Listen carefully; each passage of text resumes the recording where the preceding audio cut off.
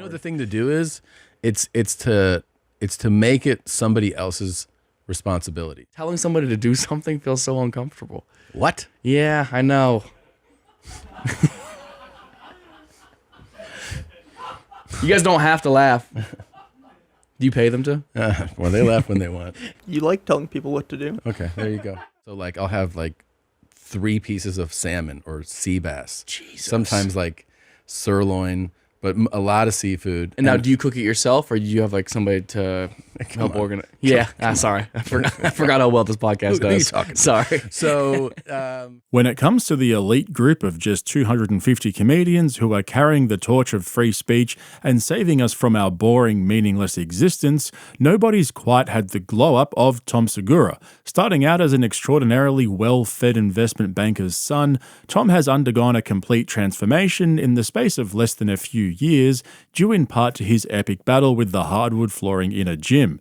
After dropping a bunch of weight, purchasing several exotic vehicles, and building a luxury watch collection worth more than most of our houses, Tom now maintains the physique of a fit 65-year-old at the age of 45. But it hasn't been smooth sailing for our boy Tommy. As most of you will know, he caught a ton of heat last year after several slip-ups which revealed his true feelings towards his fans and just poor people in general. Not to mention anyone who works in an airport or a hotel or a restaurant. Look, basically just anyone who actually works for a living. And so when he had Matt Rife on the YMH podcast last week, they discussed their full grooming routines, their latest diets, workout programs, staffing issues, and all of their struggles when living on the road. You know, just the normal sort of conversation we've come to expect from 2 of the top 250 comedians in the world. So I'm going to take you through all the cringiest bits, and hopefully we can try to make comedy podcasts funny again. If you haven't heard, Matt Rife's latest comedy special just dropped on Netflix, which is their first full crowd work special. I covered it in my most recent Patreon video where I dug through all of Matt's most recent podcast appearances to show you the dark side of being super famous. It's actually pretty crazy how bad things have gotten for him, so go and check that out in the link in the description if you want to see that video. It's also a great way to support the channel over on Patreon, but basically the theme of his crowd work special was the things that we dream about. And so when he was discussing it at the beginning of the YMH podcast, Tom shared a recent dream of his own that confirms something a lot of us have been suspicious about for over a year now. I had wild dreams last week. I remember that. What about? Dude, one was that my trainer was like, I got to jerk you off. And I was like, what? And he was insisting on, I haven't told him yet, but Is that a text, or are you going to tell him in person? I'm going to tell him in person. While he's stretching you out? I want to see his face. Yeah. And he's like, it's going to help. And I was like, well, and I gave in. I let him, but it was. Okay, ended well at least. Yeah, it was. How often do you work out now? Almost every day, like 5 For to real? 6 days a week. Yeah. Dude, good for you guys. Yeah. So we first came to learn of Tom's special relationship with his trainer in a documentary Tom made about himself last year, which included full action shots and special interviews with the trainer in a documentary about his comedy tour. I started touring with Tom back on the Ball Hog tour. When we were training together, he thought it would be a good idea, to go out like the last quarter of the tour and, train him while he was on the road. But the best bit for me was during the candid sit-down interview where his trainer broke down in tears and had to step out of the interview before he started sobbing uncontrollably. Working with Tom is, you really can't ask for anything better.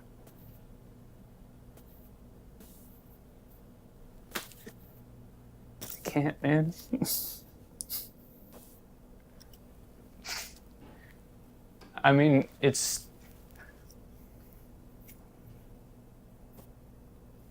Fuck, yeah.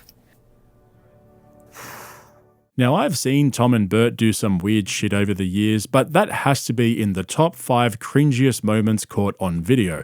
Right up there with Bert telling 2 kids in Target that he's a comedian, not a YouTuber, and then proceeding to draw a blank when they asked him to tell a joke. But it sounds to me like maybe Tommy's mistaking reality for a dream. I could totally see his trainer changing up Tommy's program to include a hard finisher, just to make sure he got everything out of him. And so the whole trainer discussion with Matt Rife conveniently led into a discussion about Tom's new nutritionist, which then led to the revelation that Tom has a full-time private chef. We'll get to that in a moment though, because our boy Bert ended up catching a few strays when they were talking about their body fat percentages. And as you're watching this, I just want you to remember that you are watching 2 of the 250 best comedians in the world talking freely on a podcast with no restrictions or limitations on the topics they're allowed to discuss.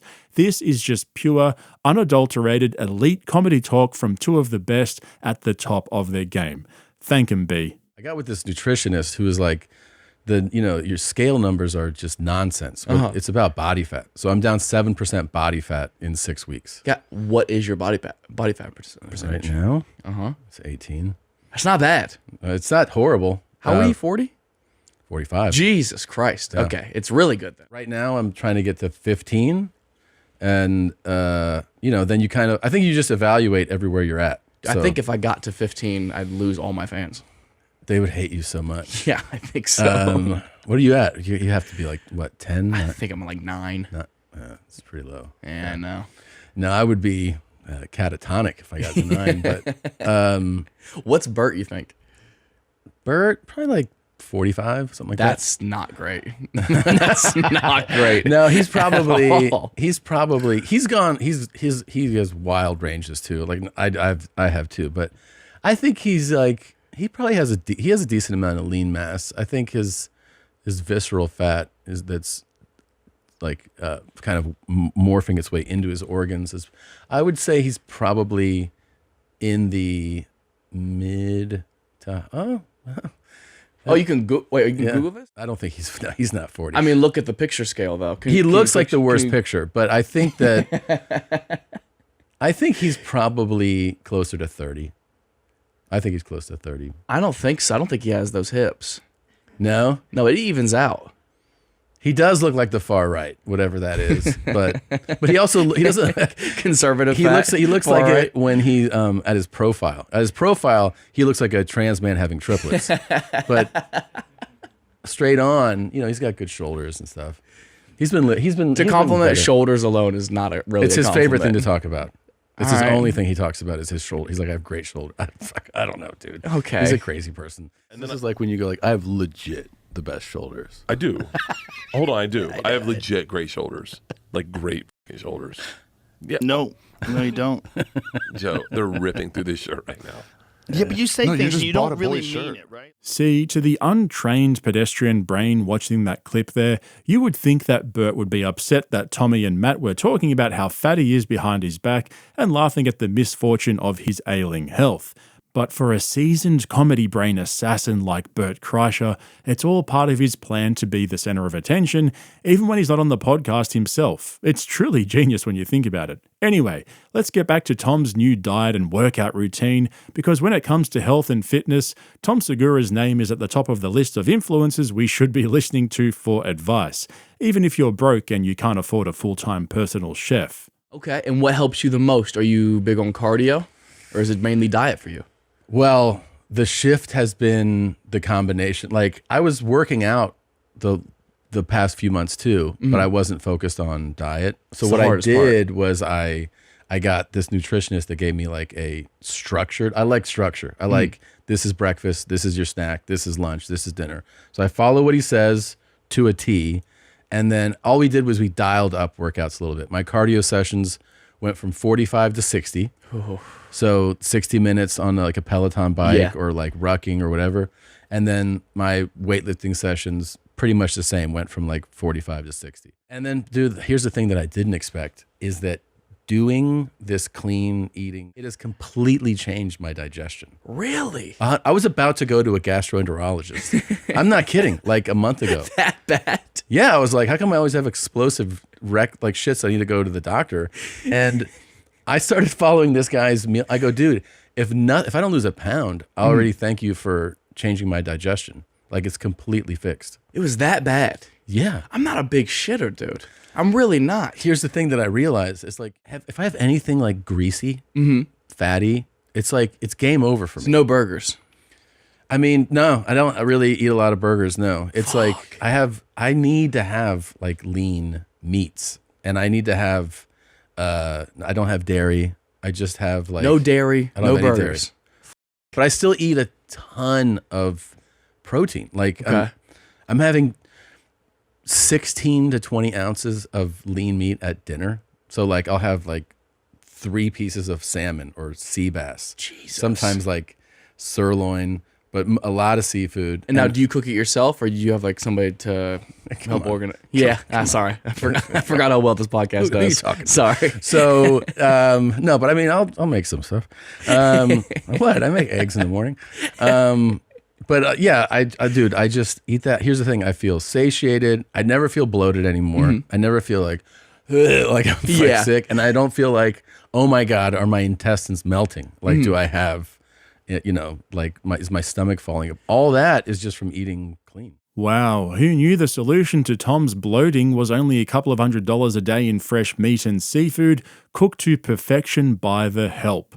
And as the podcast went on, the topics became more and more relatable. If you didn't know what a rider was, it's basically all the shit that an entertainer requires the event organizers to provide for them in their dressing room. For example, it could include food, drinks, various snacks, maybe a special pillow or some pills to help them sleep. Every rider is unique to the entertainer, so no 2 riders are the same. My rider's like Uncrustables and like a fruit plate. Yeah. Yeah, but at 45, it'll be different. Fuck, but that's so far away. Yeah. I think that's 17 years away. Okay, just relax. Damn. Some of the times you show up to a green room and it's your rider, and you're like, "What is this?" shit? And they're like, "It's your rider." And you're like, yeah. And you're not touching any of it. Most of my rider was like, I was getting stuff like for my girlfriend whenever she would come on tour and stuff. None of it was for me. My boys want something. Yeah, I've got the Uncrustables, like the only thing I touch on my entire rider. That's a Bert like staple. Is it really? Yeah. You know they have protein ones now. Really? Yeah. Tell There's them are you able to look that up? There's like a protein Uncrustable. There's like peanut butter and honey ones. It's really fucking good. What's his big revelation was like you can toast them or microwave. I'm like, Wait, can you really? Yeah, he's like, that's the move. And then he's like, it's like you put them in the microwave for like, he said something like 7 seconds, right? And then he's like, it will burn your mouth. So you gotta like, you pierce it so that the steam leaves. Yeah. Man, Bert killed it in this episode. That's the second time they talked about him, and he's not even in the room. You know, sometimes when Bert's not around, I think to myself, fuck, I wish Bert was here. You know, just to rock up with some champagne or porosos and tell us the machine story. Man, that hits hard. But the whole rider thing is fascinating to me, and it's not because I give a fuck about what the elite 250 like to snack on before and after they murder pedestrian brain civilians on stage. It's more the fact that they're also interested in what everyone else gets in their rider. What is your one bougie thing? What is your one thing that it's like? Oh, that's a great question. Yeah, I'm a little bit like I wouldn't want people to know. I'm a little bit I don't embarrassed. care if they know. I have first class flights. Have to do first class, so you can read your Steinbeck. I was really impressed with that.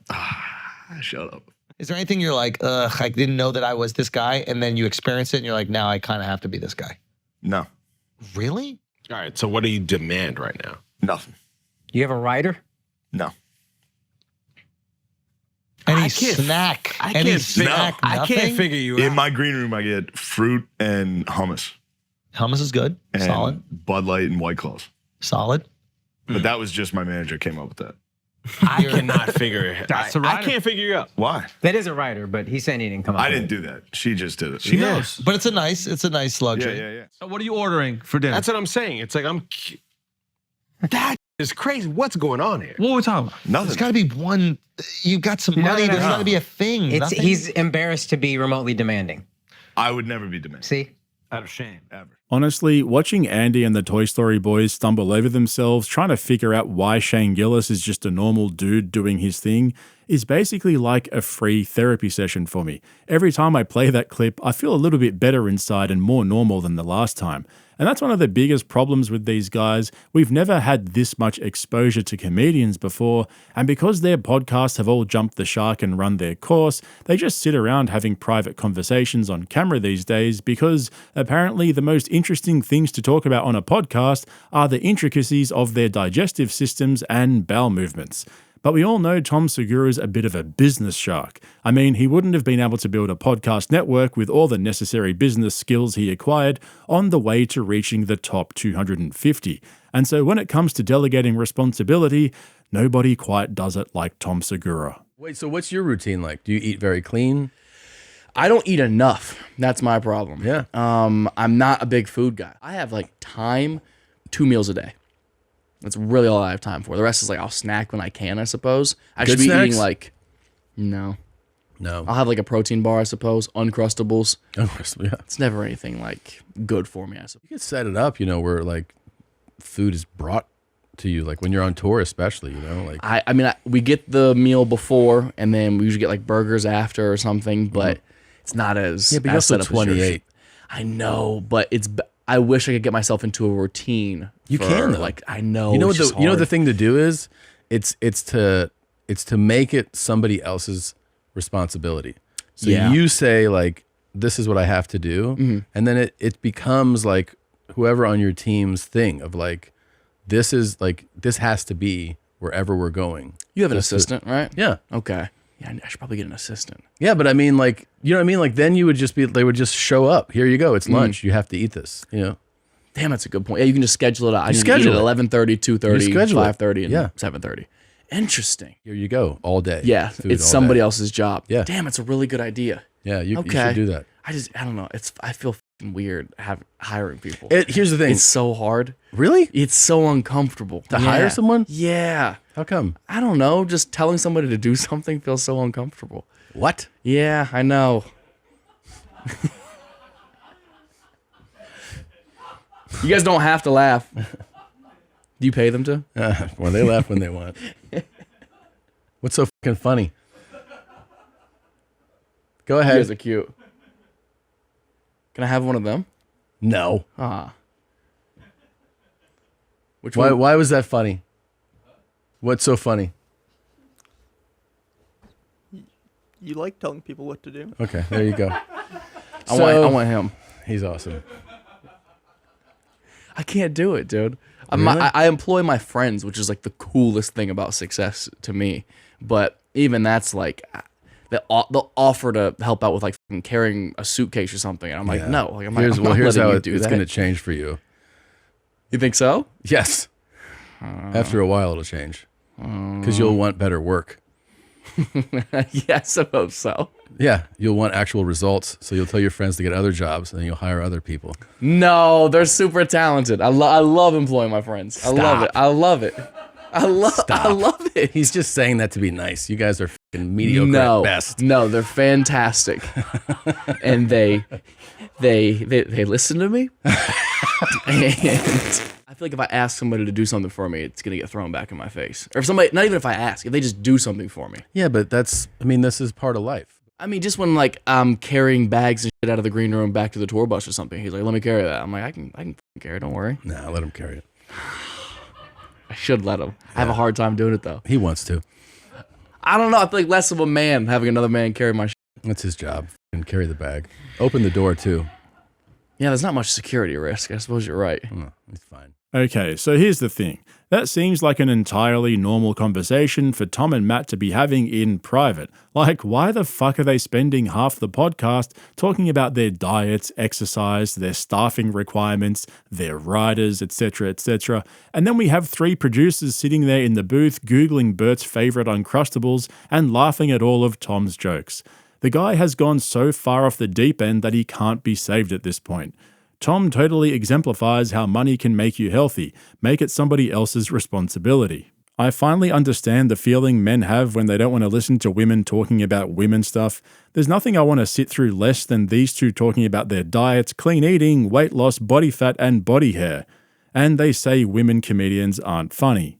I remember when the YMH podcast was fucking wild with the most unhinged clips and crazy conversations. Now they're talking about clean eating and gut health. Oh, what are we doing here, B? I personally blame Joe Rogan for this, but I hope Matt Rife can break through the chaos and find his place. I discussed this in more detail over on Patreon, and I've actually changed my tune on him over the last year or so. He's in a really bad place at the moment, which is something he's been openly discussing on all of his recent podcast appearances, So hopefully he can take a step back before he does too much damage to himself and ends up ruining his life. Even though I don't really enjoy his style of comedy that much, he's definitely carving himself out a piece of the comedy pie. And even though he's kissed the Austin comedy ring, he's basically doing it on his own through social media and targeted media campaigns. So as long as he doesn't start a podcast, his own brand of vodka, and start shilling for big tobacco, he might just break through all the bullshit and become one of the biggest names in comedy. Anyway, don't forget to check out the link in the description to my Patreon if you're interested in my longer form uncensored content. I made a 2-part series recently on the Kill Tony MSG shows for you guys, as well as other bits and pieces, so it's a great way to support the channel if you enjoy my content. Go and check that out if you're interested. Also, if you're not a regular here on YouTube, hit that subscribe button and make sure you give me a thumbs up if you ended up liking this video. Thanks for watching. I'll catch you in the next one. I've waxed it before. How bad does that hurt? Not bad at all. Not that bad? No. Now, do you go to a place to do it, or you just lay some duct tape back there? I've gone to a place to do it. I only did it because I was like, man, there's so much hair. Just do it. And then the great thing was, you wipe, and it's like you're wiping like a normal person because you're like, there's no hair back there. Like my arms are like super fine, like blonde. Wait, do you have? Really. Do you have back hair if you don't trim? Not really. Not really. Nah. You're kind of hairless. Kind of. I get it on my chest, but it looks ridiculous. Do you trim it then? Yeah, I'll trim it. Wait, you get like little hairs? No, I'll get like the full chest. I'm starting to get my stomach a little bit. Why does it look ridiculous? I don't know. I just look like a boy who's been through a lot. It just doesn't look natural whatsoever. That's hilarious. Also, like I work on my body. Like I don't want it to be hidden by hair. Yeah, hair. You know what I mean? Yeah.